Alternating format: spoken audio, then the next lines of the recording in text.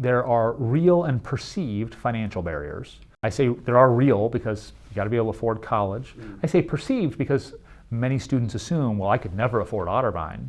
Well, if you're Pell Grant and OCOG eligible, we're going to meet your full need for tuition. You can afford Otterbein, but many students don't think a school like us is going to be within their reach. I think there's expectation setting in families and in high schools about, I don't know about you, Hayden, but I grew up knowing I was going to college. My mom and dad said, I never thought it was a choice that I had.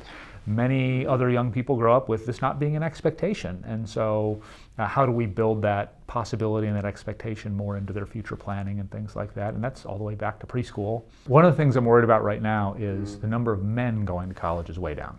And you see that at Otterbein too, where I think we are 65 or 66% women at Otterbein now. It does say that we're not doing a good job, not just Otterbein, this is all of higher education attracting men.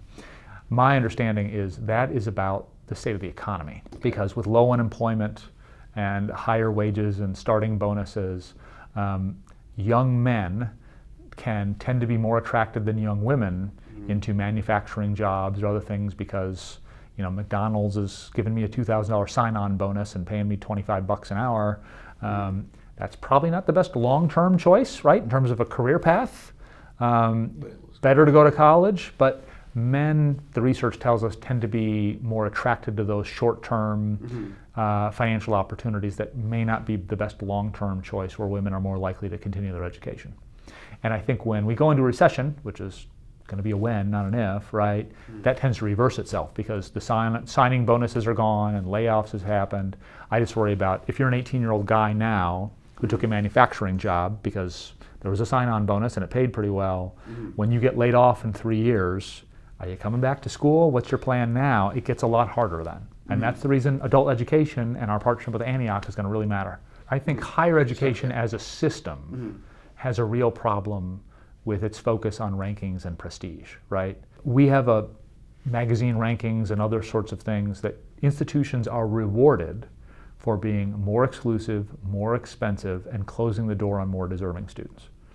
And with a shrinking demographic environment, it's, I think, those schools, unless they have billions of dollars in their endowment, they don't need tuition revenue.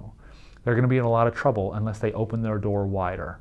And so doing like what we're doing with serving lower income students, U.S. News isn't going to reward us for that. That's not an elitism thing. That's not going to help you rise in the rankings. But it's the right thing to do for our mission, and it's the right thing to do for our business, because if we don't do that, where are the students going to come from? Everyone is fighting over the 30 ACT kid with a 4.0 GPA from suburban high school. Like, there's no growth there. We're fighting over those kids too. They're great, but I mean, there's no growth in that market. You've got to open the door wider, or else these schools will be in deep trouble. And I wish more schools would wake up to that and go from there.